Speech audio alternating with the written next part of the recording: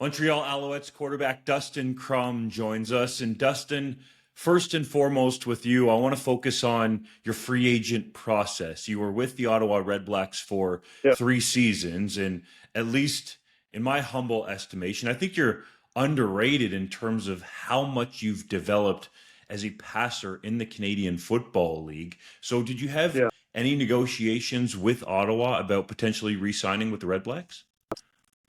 Yeah. I mean, there was definitely some initial interest from them and all that. Obviously, through their process with a coaching change and everything, I'm sure they had to weigh different options. And obviously, Coach Dinwiddie over there has different experiences with different guys. So I'm sure there was some guys once he came in there that he really liked and everything. So there was definitely interest from them, and obviously I have a ton of respect and gratefulness for that organization and Sean Burke and the opportunity that was given to me to get into this league, and what a blessing it's been. So yeah, there was definitely some talks there, and like I said, it's just nothing but just respect and gratefulness for what that organization has given to me. You started 20 games over 3 seasons with the Red Blacks, completed over 69% of your passes for around 5,200 yards, 16 touchdowns, 16 interceptions, rushed for 27 touchdowns in that time, notably 11 in 2025, averaged 6.4 yards per carry. How would you assess your development as a quarterback in the Canadian Football League, Dustin, through your first Uh, 3 seasons? it's been a little bit of a roller coaster ride.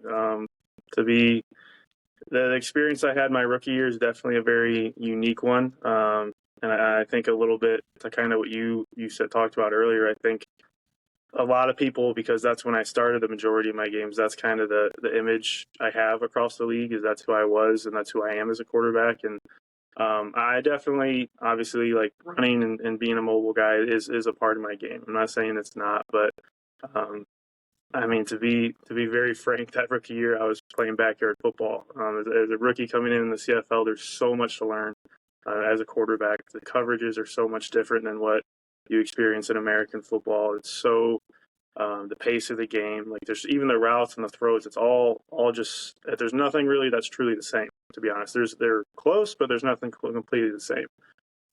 So making that adjustment has been huge. I owe a lot of that to Coach Tommy Condell. He did a great job helping me learn the game, and like I said, the opportunities that Ottawa gave me, just very grateful for all of that. And it's it's been a heck of a ride the last 3 years for sure.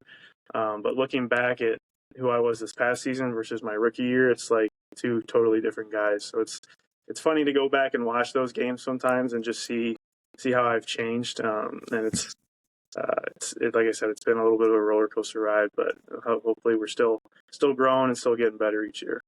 You can see your development on the field. I think it's pretty clear Yeah, from 2023 to 2025, and the numbers would show it out too. You completed over 70% of your passes in 2025. You threw 6 touchdowns to just 2 interceptions, and you're still doing your thing running the football. But I think what stands out most about your game, Dustin, and I think this is coming from the Montreal Alouettes, who eventually signed you in free agency, is your competitiveness and your toughness. Like, man, you are out there, and when you're running, you're not just going out of bounds. Like, you are, yeah. it seems like to me, the ultimate competitor. Where does that come from?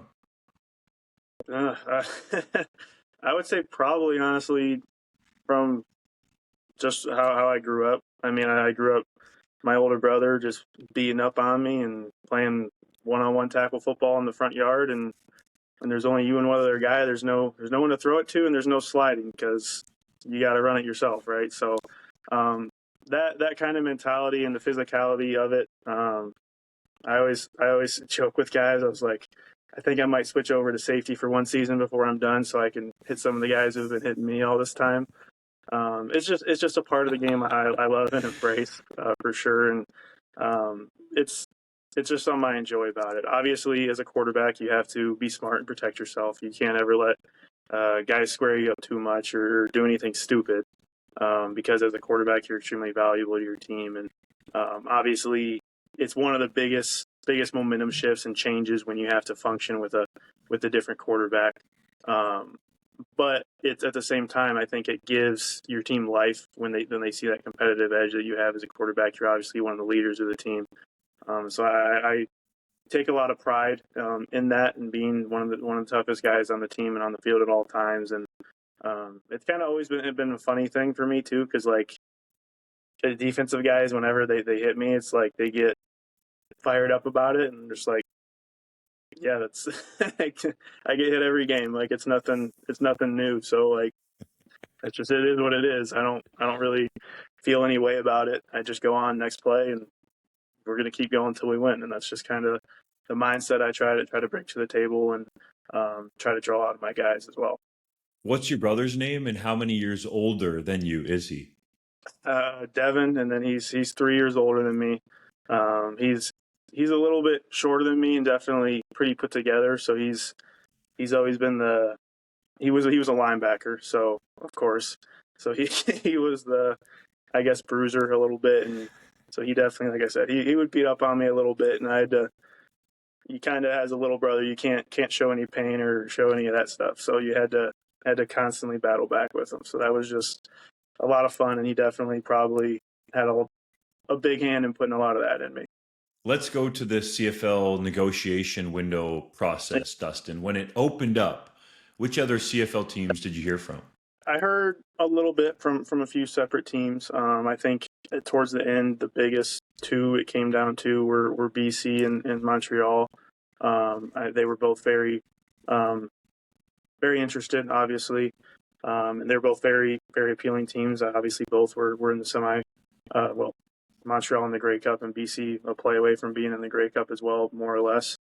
So it was definitely two teams that it was a very hard decision from that standpoint, where they're both very successful organizations this past year, and have a lot of respect for both coaching staffs and stuff. But honestly, that was one of the biggest draws of Montreal, is what Coach Moss and some of the things he's built there culturally, and just what they do and what they believe is something that I've been able to have a lot of respect for from afar. So it's something I'm very excited to be a part of in the future. You said it essentially came down to BC or Montreal. How many teams did you hear from, if you don't want to name the other ones? Counting Ottawa, I would say probably at least it's hard to say, because like obviously you do your homework in free agency, to where I do have an agent that represents me, so it's to you reach out, kind of see where they have their gauge on me or what their plans are. But teams that I guess inquired about me, I would say either 5 or 6, if I remember correctly. So probably around half the league or so.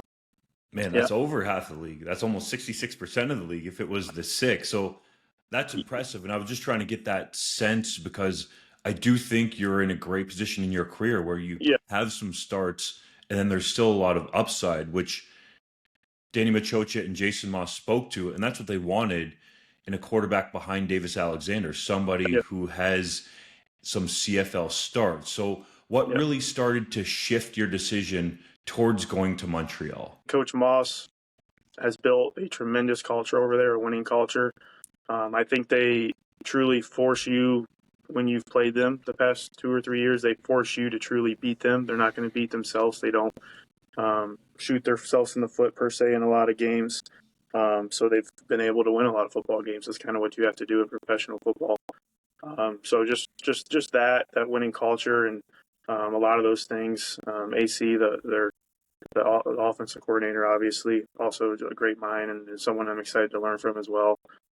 So it was a lot of really good things, and like I said, I think it's just going to be a good fit. Something I'm really excited about. Did Marcel Desjardins play a role? And I ask that because I had some people tell me that he at least played a role in putting your name on the negotiation list in Ottawa. Yeah, so he was the guy that kind of helped me get into the league, I guess, per se. So, and that definitely was a little bit of a part of it. I would think. Obviously, he's known about me since I was in college, and kind of helped me end up getting into Ottawa, and then now obviously he's over in Montreal. So a lot of connections, and hopefully I can prove their belief in me right. Dustin, I feel like you still have some upside to realize in your career. And I think if Yeah. you do, you could be a bona fide starter in this league. Do you feel the same way that you can be a franchise quarterback in the Canadian Football League? Yeah, I mean, I definitely have that belief and confidence in myself. I think kind of like you've mentioned a little bit. I think the growth from year one to this past season was um, pretty evident in a lot of ways. And like I said, I think that rookie year where a lot of people see the majority of my resume or my starts, it was when I'm playing backyard football, still trying to figure out Canadian football versus last year. Um, Obviously was a much different quarterback, and it's one of the toughest things as the quarterback in this league is there's 9 teams, so if no one retires or ends up getting benched or let go or something, there's no opening spots open, so you got to continue to grow and get better and develop and kind of wait for that opportunity to come, and that's hopefully something on the horizon for me that I'm working towards, and that's why I said hopefully always getting better each year. That's always the goal. So it's definitely a goal of mine. It's something I would like to accomplish before I'm done in the league. Is to be able to be that guy and um, prove that I am worthy of that as well. You're only 27 years old, so I think lots of potential Yeah. to realize. You told me you're from just outside Cleveland, Grafton, Yep. Ohio, I believe, and that's Yep. where you spend your off seasons. Are there any other CFL or NFL players around there that you train with? Yeah. So the big one would be Justin Rankin, over running back over for Edmonton. Obviously, he had a tremendous year last year, and great guy as well. So I probably throw with him probably once or twice a week, at least pretty much all off season. And then there's a handful of other guys kind of in and out. Just through this past week, Luke Floria, he's a receiver for the Browns that I played with at Kent. So him and a few other guys that are kind of in and out of the area. Obviously, everyone's all over the place always for football with their different teams and doing different things. But me and Rankin are pretty consistent, and he's a guy I've got to work with for a long time. We played against each other in high school and played together in college for a little bit. So have a great relationship with him, and um, love working with the guy in the off season for sure. You had a stint with the Kansas City Chiefs in 2022, and it was interesting that you told me that Eric Bieniemy, the former offensive coordinator, who I believe is now back with Yeah. the Chiefs, actually still follows your career in the Canadian Football League, correct? Yeah, so he was like I mentioned, he was one of the guys that reached out to me kind of when I started getting a chance to play up here, and that he got to see some of the games, and he was just really excited for me and happy about it. And it's a really cool um, part, I guess per se, of the brotherhood, the community that is professional football, because there's not a lot of us that get to do it for a living, right? So when guys kind of follow guys even when you're gone, because obviously guys come and go so frequently. It's a really cool thing, and I think that's a testament to his character and a lot of the guys in that organization and why they've had the success they've had. I think Coach Reed, Coach Bieniemy, and even some of the quarterbacks in that room when I was there, whether it's Pat or Chad Henne was the veteran backup guy when I was there. Just a lot of people that I was able to take a lot from and learn a lot from in a short amount of time, and an experience that I was extremely grateful for, and I think it's helped me in my professional career up in the CFL as well. Eyes on you from your days in the NFL. There'll be lots of eyes on you Yeah, from fans and people around the Canadian Football League as you go to Montreal. Dustin, thank you so much for the time and sharing some insight into your CFL free agent decision to sign with the Alouettes. of course. Thank you for having me.